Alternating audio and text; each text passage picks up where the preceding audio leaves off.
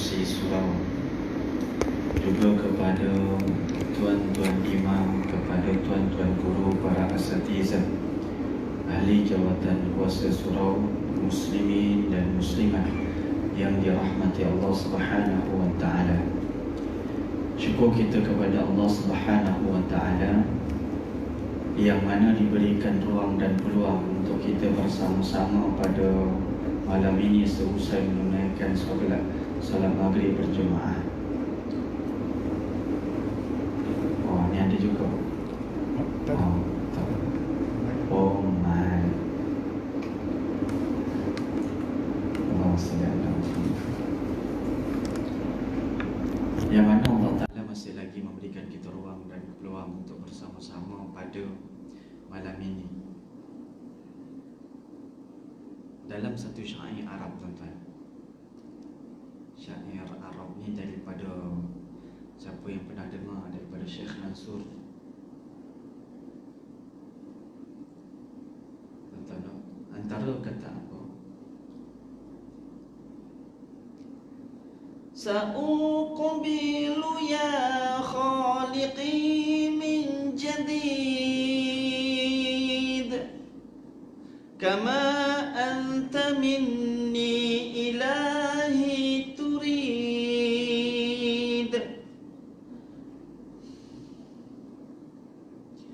wa arju idha anta taqbaluni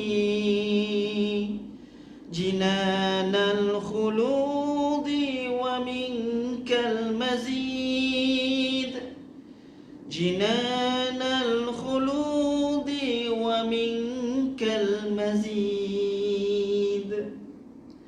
Asaituka rabbi wa amhaltani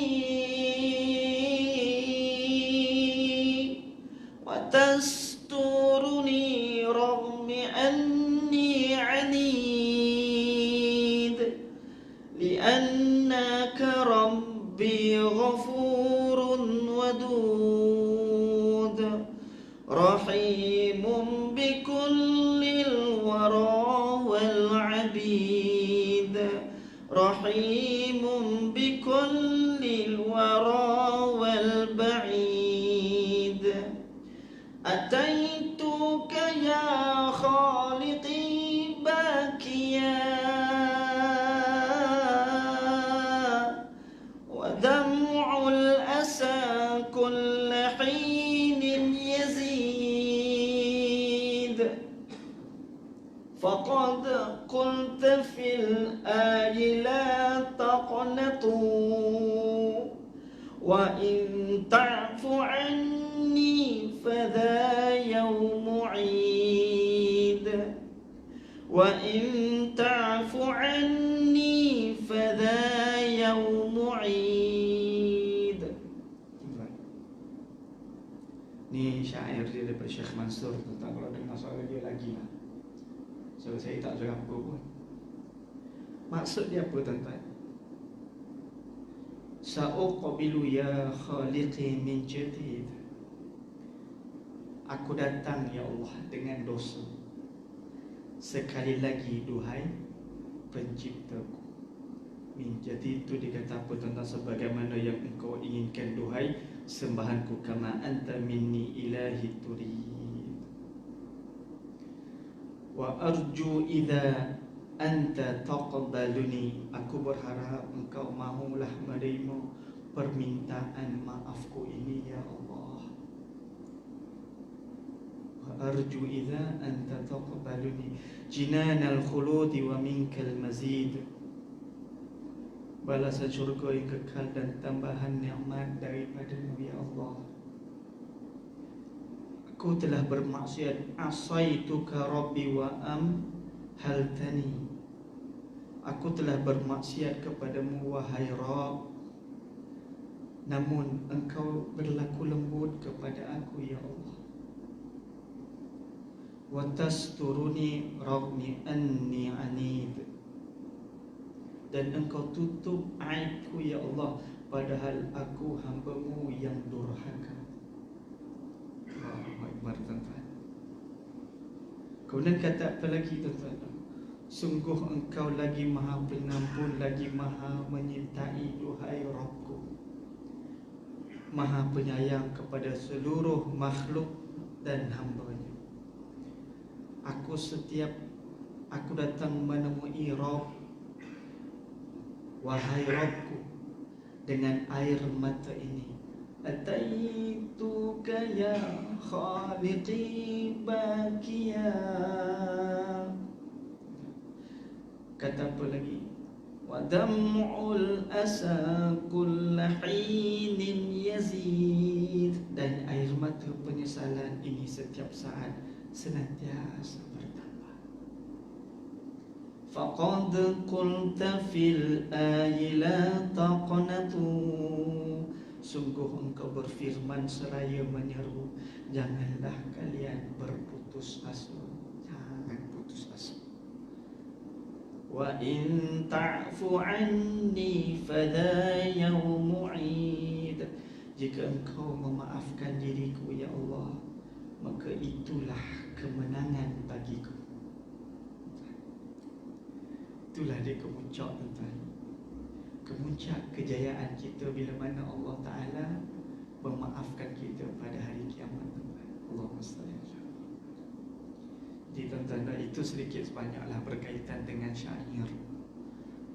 Ya, mudah-mudahan memberikan kita ni rasa lah, tuan-tuan. Kerana apa, tuan-tuan?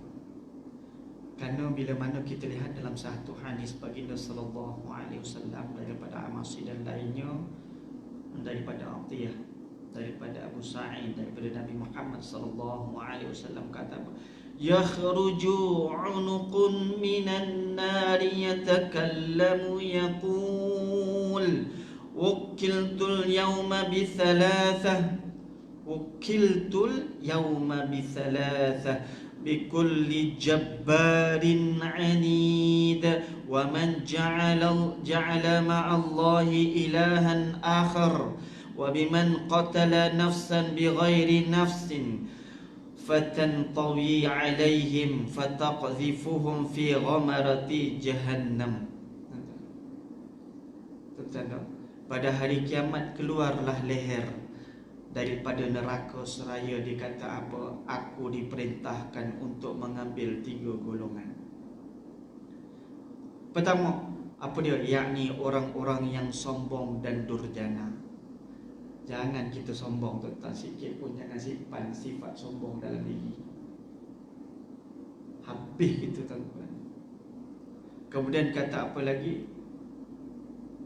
Orang-orang yang menyembah kepada selain Allah dan orang-orang yang membunuh tanpa alasan yang dibenarkan. Oleh kerana itu apa? Ia pun mendapatkan 3 golongan tersebut, lalu ia melemparkan mereka ke dalam kobaran api neraka Jahannam. Waliyazubillahi minan nar.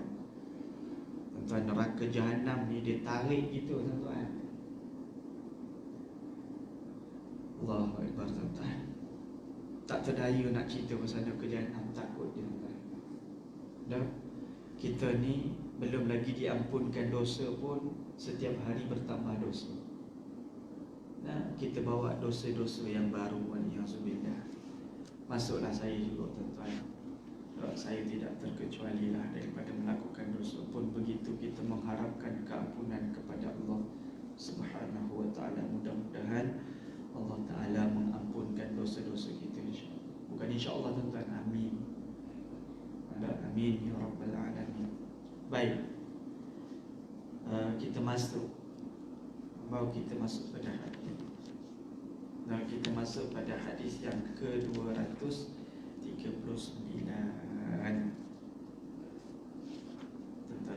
Sebelum itu, dalam hadis ni daripada Ali bin Abi Talib radhiyallahu anhu. Tonton tengok pada hadis 238.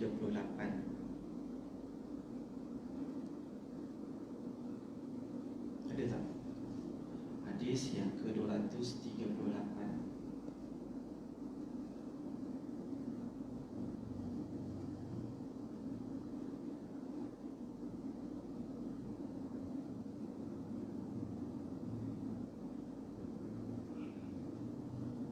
Baik. Dia kata apa dekat sini?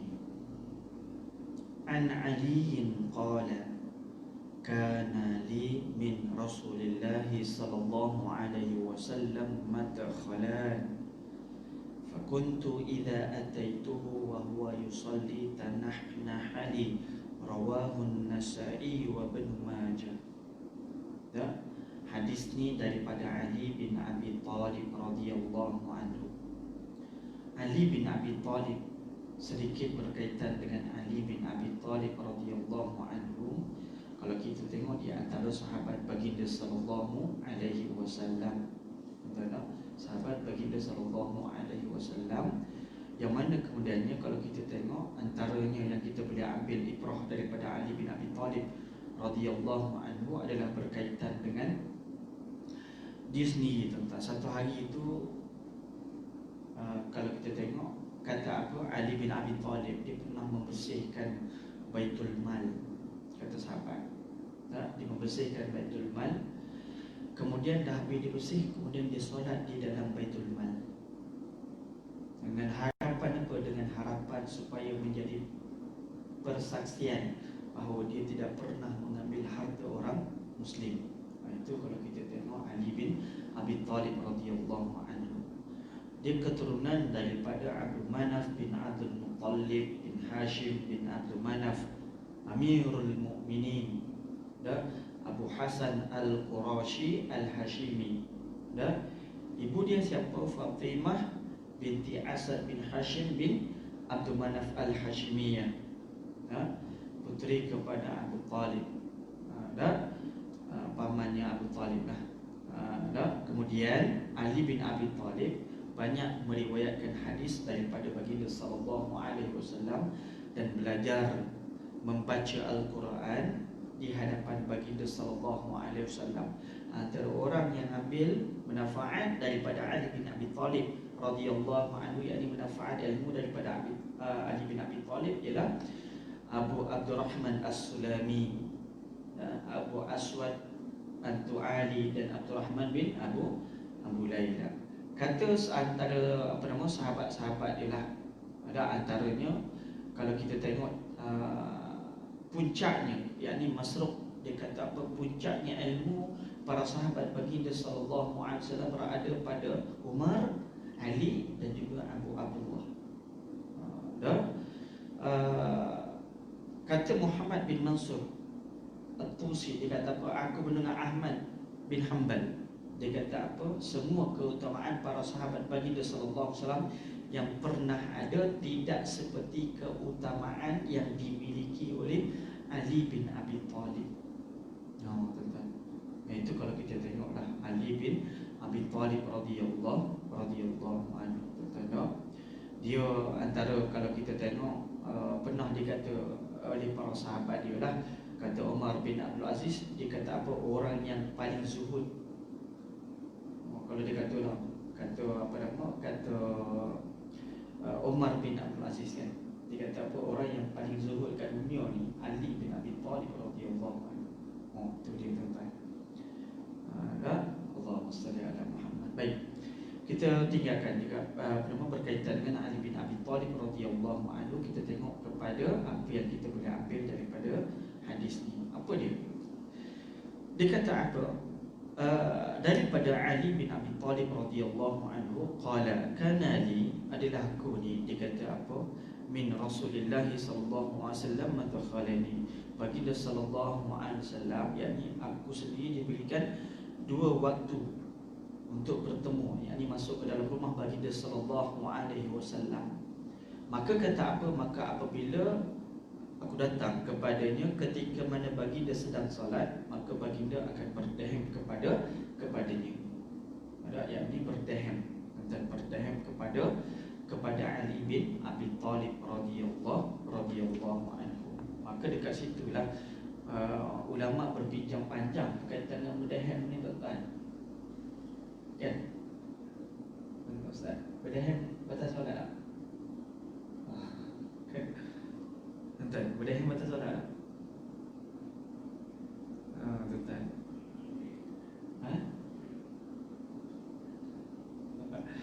Berdahem ni tuan-tuan, Tanpa ada keperluan dia boleh merosakkan solat. Dia boleh merosakkan solat. Tanpa ada keperluan dia boleh hem saja. Pasal apa? Kalau kita tengok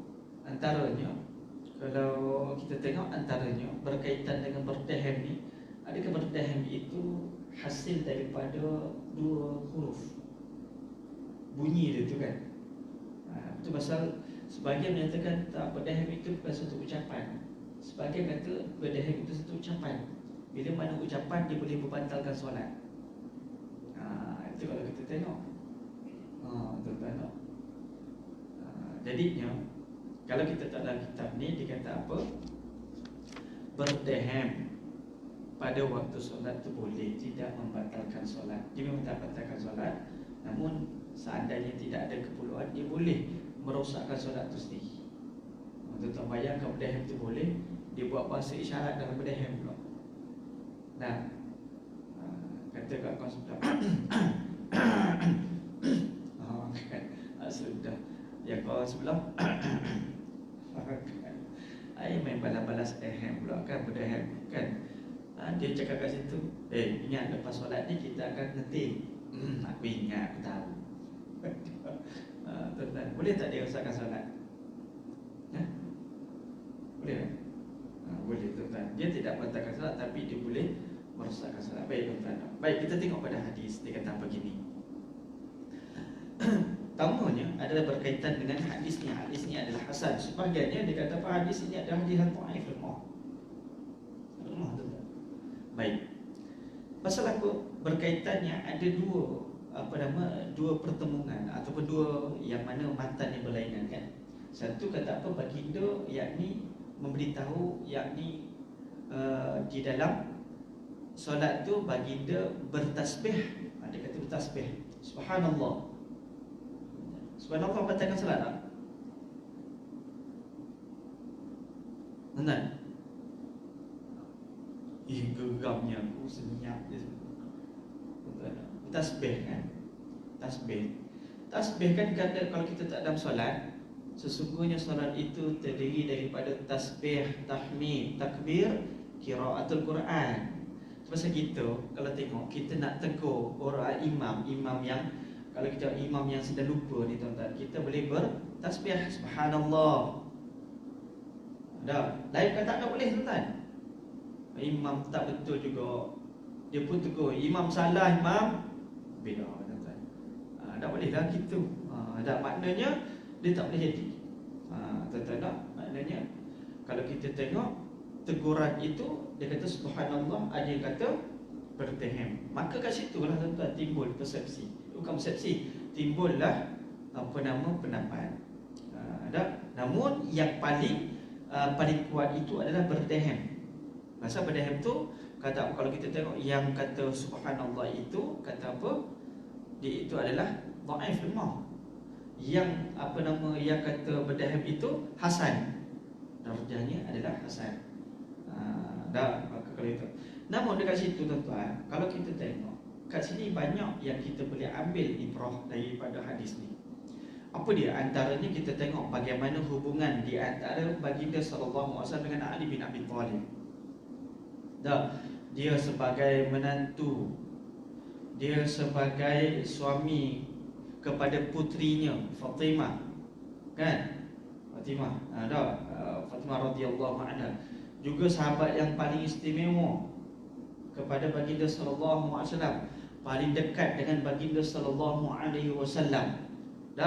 Kerana itulah Sayyidina Ali bin Abi Thalib radhiyallahu anhu diberikan masuk ke dalam rumah baginda sallallahu alaihi wasallam, diberi izin tuan-tuan. Maknanya tuan-tuan, biarpun itu rumahnya mertua dia, tuan-tuan, kalau tak bagi izin tak boleh masuk. Itu nak bagi tahu yang tu. Maka kat situ mu rapat macam mana pun tak ada keizinan, tak boleh masuk lah. Nak beritahu gitu. Tuan-tuan, kuat macam mana kita pun, kita nak pergi rumah menantu kita lah tuan-tuan. Kita nak pergi rumah menantu kita lah. Dah menantu, tuan-tuan, kata apa tak boleh bagi orang masuk. Dia kata dah pada isteri dia. Habis isteri dia boleh bagi tak masuk. Abangnya, orang tua aku ni, tuan-tuan, selagi mana dia punya suami tak boleh bagi masuk, tak boleh masuk, tak boleh buat apa. Patuh dia tuan-tuan. Kat situ nak kata apa? Selagi mana ketua tak boleh pergi masuk, tak boleh masuk lah. Mau rapat macam mana pun. Gitulah nak bagi dia tu. Baik. Kemudian yang kedua adalah berkaitan dengan berdehem. Tak? Berdehem dalam solat tidak membatalkan solat. Dan sekalipun timbul suara yang terdiri daripada 2 huruf. Itu kata 2 huruf tuan-tuan. Kan? Lebih daripada, kalau kita tahu itu adalah terdiri daripada 2 huruf. Kerana hal itu tidak termasuk dengan ucapan. Tuan-tuan tak? Tapi tuan-tuan tak? Ada tuan-tuan tak? Ada yang menyatakan ianya boleh membatalkan solat. Boleh kalau tuan-tuan belajar. Dan tuan-tuan tengok dalam Muniyati Musalli, tuan-tuan tengok kat situ istu berdehem. Kat sini ada ngaji kan? Ada tak? Tuan-tuan nak? Baik. Itu pasal kat situ kata apa? Antaranya kata ulama, jika tidak ada keperluan. Kenapa? Baik buatlah. Tak? Baik. Kemudian dia kata apa lagi? Hendaknya kunjungan dilakukan pada waktu-waktu yang sesuai yang diinginkan oleh tuan rumah. Adapun kunjungan secara mendadak, atau pada waktu-waktu yang tidak diinginkan oleh tuan rumah, maka hal itu dilarang oleh Allah Subhanahu Wa Taala. Jangan. Maknanya masuk kat rumah orang tu bila mana? Bila masa yang diizinkan oleh tuan rumah dan disukai. Itu boleh. Tak kena ingat yang itulah. Baik. Kemudian apa lagi kita boleh ambil? Disunnahkan solat sunat di rumah. Kat situ kan baginda Ali bin Abi Thalib kan solat kat rumah tu. Dia tengok baginda sallallahu alaihi wasallam solat kat rumah kan. Maka kat situ kalau kita tengok, memang sunnahnya solat itu dilakukan di rumah, melainkan solat fardu. Tuan-tuan. Kita ni dah ada Allah Ta'ala bagi peluang untuk solat fardu, maka lakukan solat fardu di surau, biarpun kita masih lagi dalam SOP. Baik, kita tengok pada hadis Wa'ani bin Umar radhiyallahu anhu. Qala qultu li Bilal kaifa ra'aita an-nabiy sallallahu alaihi wasallam yaruddu alaihim hina yusallimuna alaihi wa huwa yusalli, fa qala yaqulu hakadha wa basata kaffah, akhrajahu Abu Dawud wa Tirmidzi wa sahih. Baik tuan-tuan, hadis ni berkaitan dengan Abdullah bin Umar. Tuan-tuan, Abdullah bin Umar di antara sahabat baginda sallallahu alaihi wasallam. Kalau kita tengok Abdullah bin Umar ni siapa? Ayahnya adalah siapa dia? Umar Al-Khattab radhiyallahu anhu. Tuan-tuan, dan antaranya kita tengok dia banyak meriwayatkan hadis daripada baginda sallallahu alaihi wasallam. Abdullah bin Umar ni dia memang banyak sangat mengikuti baginda sallallahu alaihi wasallam. Abdullah bin Umar, kata sahabat dia, yakni antaranya adalah Nafi'. Dia kata apa? Abdullah bin Umar ni ditanya, apakah yang dilakukan oleh Abdullah bin Umar pada malam hari? Kamu tak mampu ikut dia. Kamu tak mampu mengikutinya. Dia pada malam hari, tuan-tuan, dia pada malam hari, dia itu solat malam, dan di antara 2 solat dia akan baca mushaf. Itu Abdullah bin Umar. Di sisinya ada bejana air, tempat dia berwudu, dan setiap malam dia akan berwudu 4 ataupun 5 kali satu malam. Dan dia Abdullah bin Umar, orang yang banyak kalau kita tengok di antara dia lah, tuan-tuan, dia Abdullah bin Umar ni sebelum dia meninggal dunia, ini wafat, dia membebaskan lebih 1000 orang, tuan-tuan, hamba. 1000 orang, tuan-tuan. Satu ketika tu turunlah seorang pemuda. Dia kata ada yang mana sahabat mengikut dia pergi ke Mekah. Dalam pada tu turunlah seorang pengembala kambing, turun daripada bukit, tuan-tuan. Jadi dia pun panggil, dia kata apa? Kamu ni pengembala kambing? Ya. Lepas tu dia kata apa? Bagikan aku seekor. Bila tanya dek tuan kamu, cakap kepada dia serigala dah makan. Jadinya dia kata aku hanyalah seorang budak. Dia kata apa? Aku hanya seorang budak kepada tuannya. Dah. Kalau begitu mana aku nak letak Allah Ta'ala? Dia kata apa? Kalau Abdullah bin Umar kata apa? Katakan kepada tuanmu, dah, serigala telah pun memakan kambingmu. Dia kata apa? Budak tu kata apa? Kalau begitu mana aku nak letak, di manakah Allah? Kata. Menangis Abdullah bin Umar tuan. Dia terus beli budak tu, kemudian dibebaskan. Ada riwayat lain kata apa? Dia pun membeli kambing tu, kemudian diberikan kepada budak. Itu Abdullah bin Umar tuan. Dia tak boleh. Tuan, itu perangai Abdullah bin Umar. Tuan, bayangkan 1,000 orang lebih dibebaskan tuan. Itu Abdullah bin Umar.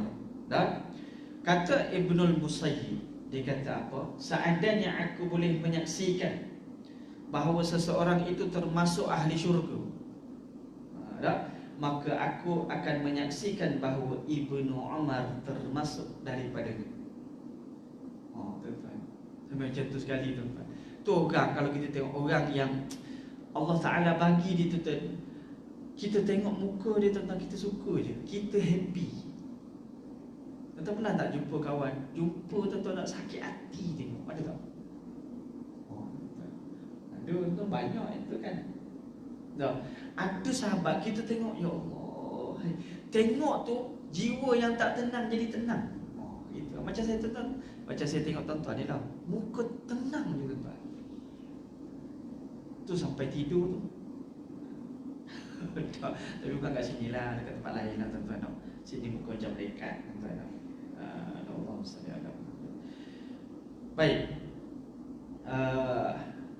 Kemudian apa yang kita boleh ambil daripada hadis ni? Yakni kata apa daripada Ibnu Umar radhiyallahu anhuma, qala, dia kata apa? Qultu li Bilal, aku bertanya kepada Bilal, kaifa ra'aita Nabi sallallahu alaihi wasallam yaruddu alaihi hina yusallimuna alaihi wa huwa yusalli, qala yaqulu hakadha wa basata kaffah, akhrajahu Abu Dawud wa Tirmidzi wa sahih. Baik, kata apa? Bagaimana kamu melihat cara baginda sallallahu alaihi wasallam mengangkat tangan, menjawab salam kepada orang yang memberikan salam kepadanya, wa huwa yusalli, sedangkan dia sedang salat. Kata Bilal bin Rabah, dia kata apa? Baginda membentangkan telapak tangannya. Yakni dia menjawab dengan isyarat salam ni tuan-tuan. Maka kata apa dalam bab ni, apa dia? Antaranya adalah yakni kalau kita tengok pasal apa, Bilal bin Rabah dia sering ikut kepada baginda sallallahu alaihi wasallam di Masjid Quba, yang salat di sana.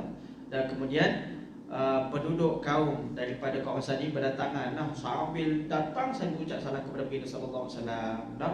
Kemudian di situlah yang mana Bilal melihat bagaimana baginda menjawab salam mereka ketika mana baginda sedang salat. Baik, gerakannya ringan di dalam salat tidak membatalkan salat. Hal ini pasal apa? Terlihat daripada perbuatan Nabi Muhammad sallallahu alaihi wasallam. Banyak kaedah yang baginda gunakan. Ada ketika mana Jabir ada kat situ, Suhaib ada kat situ, yang menyatakan berkaitan dengan antaranya juga adalah Abdullah bin Mas'ud. Abdullah bin Mas'ud pun sama juga kata demikian. Ada kata baginda mengangguk, ada kata baginda gunakan jari, ada baginda gunakan telapak tangannya diletakkan ke bawah, menghadap ke bawah, telapak tangan punggung telapak tangan ini dihadapkan ke atas. Maka kat situ kata apa? Yakni menjawab salam di dalam solat itu dengan isyarat tidak membatalkan solat. Boleh tak? Baik, kemudian kita tengok pada hadis yang seterusnya. Apa nama? An Abi Qatadah qala kana Rasulullah sallallahu alaihi wasallam yusalli wa huwa hamilu Umamah bint Zainab fa idza sajada wada'aha wa idza qama hamalaha, muttafaqun alaih, wa li Muslim wa huwa ya'ummun nas fil masjid. Baik, hadis ni kalau kita tengok adalah berkaitan dengan Abu Qatadah radhiyallahu anhu. Baik tuan, sedikit berkaitan dengan Abu Qatadah. Abu Qatadah ni kalau kita tengok tidaklah banyak berkaitan dengan Abu Qatadah. Antaranya kata apa? Dia dikenali sebagai panglima baginda sallallahu alaihi wasallam, yakni panglima berkuda. Dan khairu fursanina Abu Qatadah wa khairu rajalatina Salamatu binul Aqwa. Pasukan berkuda kami yang terbaik adalah Abu Qatadah. Abu Qatadah tuan.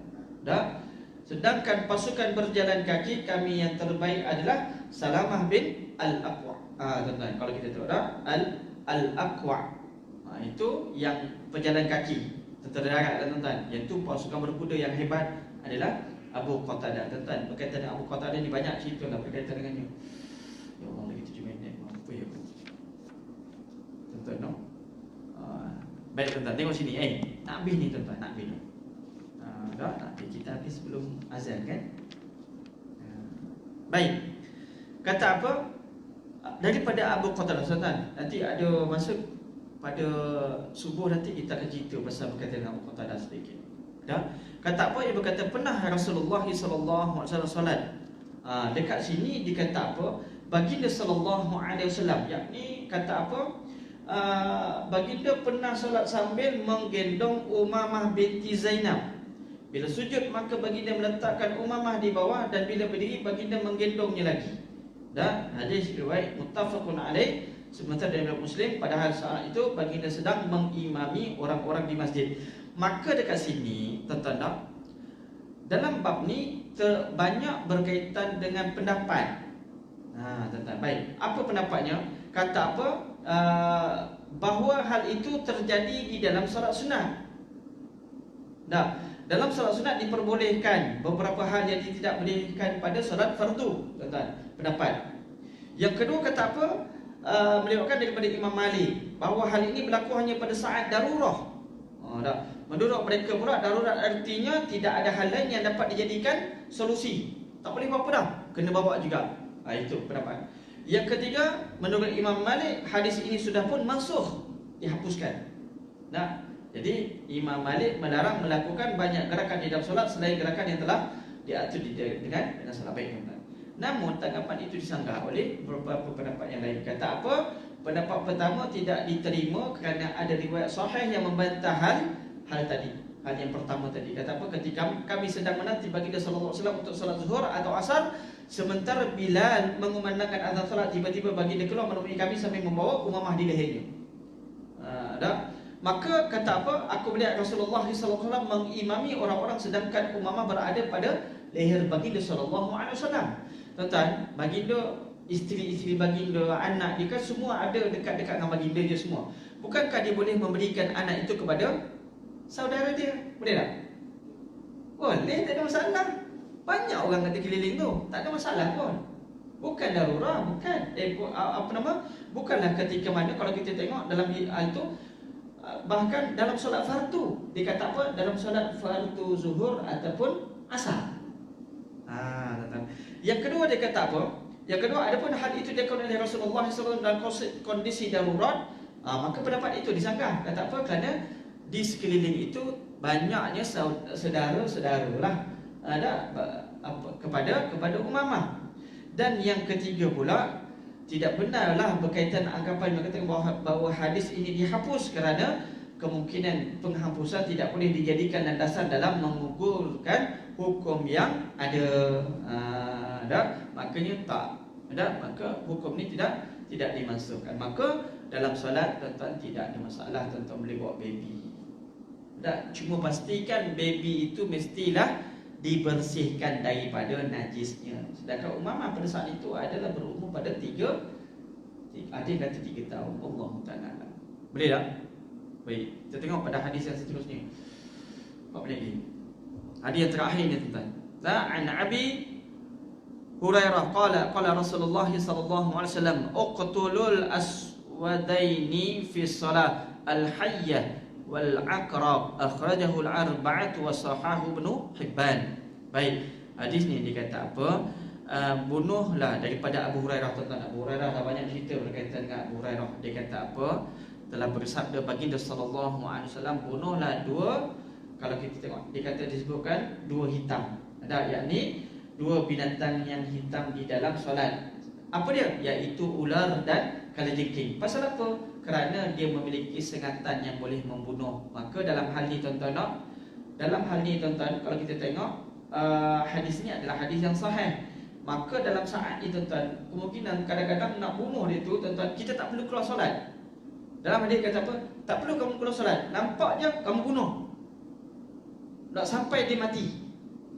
Tapi janganlah geram. Geram. Mati. Tuan-tuan tu minta maaf, solat balik. Kita kadang-kadang dengan mulut-mulut sekali kan, suara pun keluar semua. Jangan. Tak, maknanya kita bunuh dia, tuan-tuan nak, maknanya pergerakan itu tidak keluar daripada solat selagi mana dia tidak banyak. Tidak banyak. Banyak sampai ke satu. Nanti kau tak ada dah, beda. Maknanya kalau begitu, keluarlah solat dan bunuhlah binatang tersebut. Maka hadis ni kata apa? Sedangkan di dalam solat pula, kita itu binatang yang berbisa boleh kita bunuh, apatah lagi di luar solat. Maka hal itu tidak membatalkan solat. Allah Ta'ala. Boleh mana tuan-tuan? Nanti kita akan masuk pada bab yang baru. Allah Ta'ala. Ada solat? Tak ada, alhamdulillah. Allah ada nanti. Kita tutup dan kata berapa? Apa kau? Tak ada masalah, tidak dilarang. Tidak dilarang. Makanya dia tidak ada pasal apa, baginda tidak melarang orang yang beri salam kepada orang yang sedang solat, tak ada. Cumanya kaedah nanti pasal apa, masalahnya orang kita lah, dia jadi macam bagi salam, solat. Jadi gitulah. Sedangkan boleh, yakni dia boleh menjawabkan dengan isyarat, boleh, tak ada masalah. Cumanya kalau kita tengok dalam hal ni, yang paling baiknya adalah kalau kita tengok menjawab salam dengan isyarat di dalam solat itu baik. Tetapi yang sunnahnya adalah bila mana kita menjawab salam itu, yakni selepas solat kita jawab salam dan kita tunggu pada orang tu. Allah Ta'ala. Boleh tak? Boleh tak tuan-tuan, insyaAllah. Baik tuan-tuan, akhir kalam. Tuan-tuan, sebelum kita akhir kalam, saya terima kasih kepada ada surau ni yang menyumbangkan pada surau saya tuan-tuan untuk apa nama tu? Wakaf surau tuan-tuan. Kami nak besarkan surau macam tuan-tuan di surau Lawa dan tuan-tuan. Kami nak buat macam tu surau kami. Jadinya siapa-siapa yang nak sama dengan saya ada bawa sijil tu lagi tuan-tuan. Saya jawab kat sini ada orang dah tempah 60 sijil wakaf Al-Quran pembinaan surau As-Siddiqin di tempat saya. Jadinya siapa-siapa yang nak bersama-sama dengan saya tuan-tuan, jomlah tuan-tuan, kerana pelaburan ini tidak ada kerugian, InsyaAllah tuan-tuan. Pasal imarahnya surau kami itu sebagaimana tuan-tuan tengok dekat sini, gitulah juga dekat sana. Kerana timbalannya itu adalah timbalan pengurusi dekat sini dan timbalan pengurusi dekat sana adalah adik-beradik. Faham tak faham? Jadinya tuan-tuan boleh jumpa dengan saya selepas habis solat, insyaAllah. Saya tuan-tuan kalau boleh dapat habiskan sijil tu, insyaAllah. Allah Ta'ala. Yang baik, yang benar itu datang daripada Allah dan juga Rasulnya. Yang lemah itu datang daripada kekurangan ilmu saya, kelemahan ilmu saya. Mohon maaf atas kekurangan. Terima kasih kerana perhatian. InsyaAllah berjumpa kita dalam lain-lain undangan. Wallahu ta'ala alam. Aku qouli hadza wa astaghfirullahaladzim li wa lakum. Assalamualaikum warahmatullahi wabarakatuh. Kita tutup dengan kafaratul majlis.